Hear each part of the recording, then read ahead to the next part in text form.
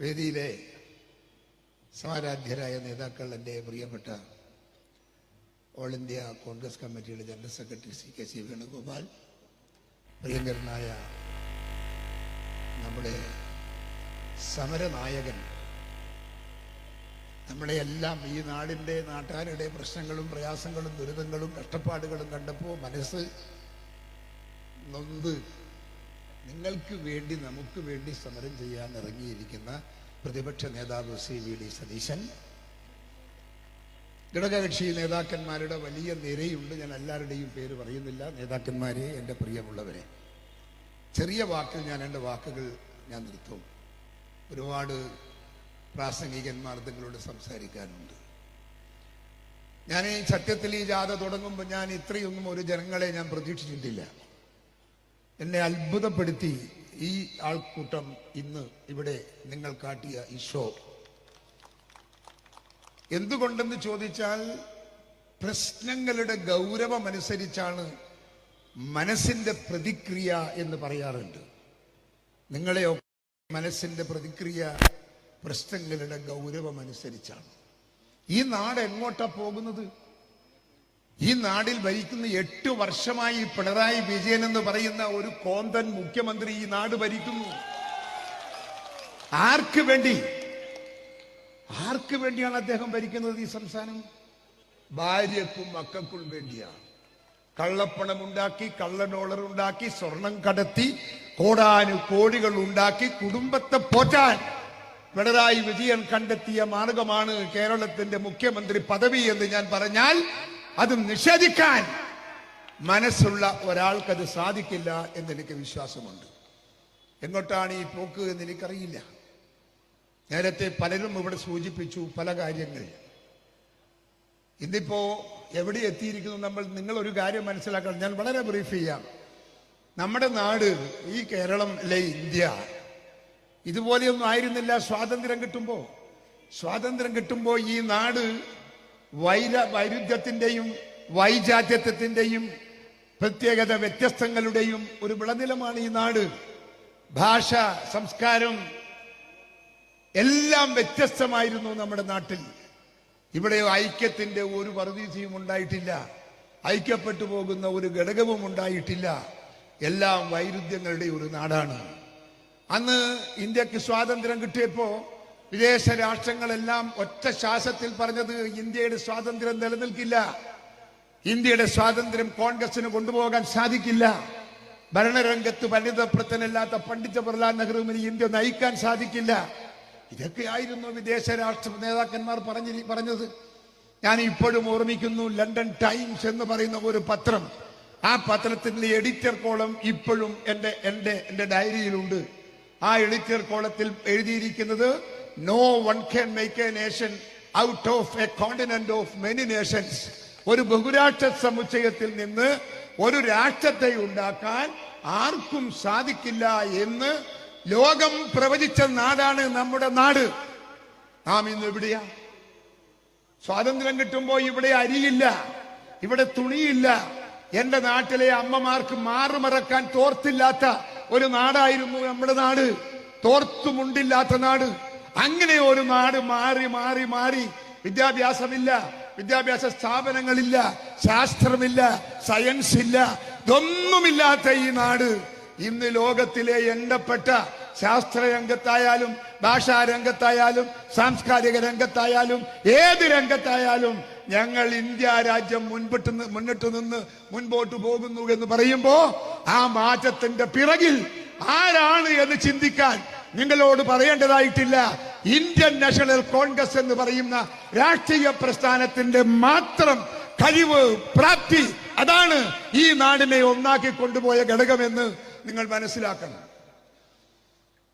ഇവിടെ ഇന്ന് എന്താ സ്ഥിതി? ഇപ്പോ ഇവിടെ ഒരുപാട് കാര്യങ്ങൾ സംസാരിക്കാനുണ്ട്. നാളെ ഒരുപാട് പുരോഗമിച്ചു. ജനങ്ങളുടെ ജീവിത രീതിയൊക്കെ മാറി, ജനങ്ങളുടെ ജീവിത ശൈലി മാറി, ജനങ്ങളുടെ ശരാശരി ജീവിതം മാറി. വിദ്യാഭ്യാസ രംഗത്ത് നമ്മുടെ നാടിൽ ലോകത്തിൽ എണ്ണപ്പെട്ട രാഷ്ട്രമായി. വസ്ത്രമില്ലാത്ത ഉടുവസ്ത്രമില്ലാത്ത ഈ നാടിൽ വസ്ത്രം കയറ്റി അയക്കുന്ന 13 രാജ്യത്തിൽ ഒന്നായി ഇന്ത്യ വളർന്നു. ശാസ്ത്ര സാങ്കേതിക രംഗത്ത് ഇന്ത്യ എണ്ണപ്പെട്ട രാഷ്ട്രമായി. ലോകത്ത് ഒരു പുതിയ കണ്ടുപിടുത്തമുണ്ടെങ്കിൽ അതിന്റെ പിറകിൽ ഒരു ഇന്ത്യക്കാരനില്ലാത്ത കണ്ടുപിടുത്തം ഈ ലോകത്ത് ഇപ്പൊ നടക്കുന്നില്ല. അത്രമാത്രം നാം പുരോഗമിച്ചു, നാം മുമ്പോട്ട് പോയി. ആരുണ്ടാക്കിയതാ? ആരാണിതൊക്കെ വളർത്തിയെടുത്തത്? ഇന്ത്യൻ നാഷണൽ കോൺഗ്രസിന്റെ കഴിവും പ്രാപ്തിയുമാണെന്ന് നിങ്ങൾ ഓർക്കണം. ആ നാട് ഇന്ന് ലോകത്ത് എണ്ണപ്പെട്ട രാഷ്ട്രത്തിൽ ഒന്നായി നമ്മളെ ഇന്ത്യ രാജ്യം മാറി നിൽക്കുകയാണ്. അവിടെയാണ് നമ്മുടെ സർക്കാരുകൾ, വ്യത്യസ്തമായ സർക്കാരുകൾ ഇവിടെ കുട്ടികളെ ഇട്ട് താരാട്ട് പാടുന്നത് പോലെ രാഷ്ട്രീയം കരുനീക്കിക്കൊണ്ട് ഈ രാജ്യം ഭരിക്കാൻ ശ്രമിക്കുന്നത്. ഇടതുപക്ഷ സർക്കാരിന്റെ കാലഘട്ടത്തിൽ കേരളത്തിൽ എന്നെങ്കിലും സമാധാനത്തിന്റെയും ശാന്തിയുടെയും ഒരു സാഹചര്യം ഉണ്ടായിട്ടുണ്ടോ? ഇല്ല. അവർക്ക് അങ്ങനെയൊന്നും ഭരിക്കാൻ സാധിക്കില്ല. അവർ ഈ നാടിൽ എന്നും അഭിശാപമാണ്. അവരെന്നും ഈ നാടിൽ സമാധാനം നഷ്ടപ്പെടുത്തുന്നവരാ. ആളുകൾക്ക് ഞാൻ ചോദിക്കട്ടെ, ഇന്ന് നമ്മുടെ നാട്ടിൽ ഭരണമുണ്ട് എന്ന് പറയുന്നു, പോലീസ് ഉണ്ട് എന്ന് പറയുന്നു.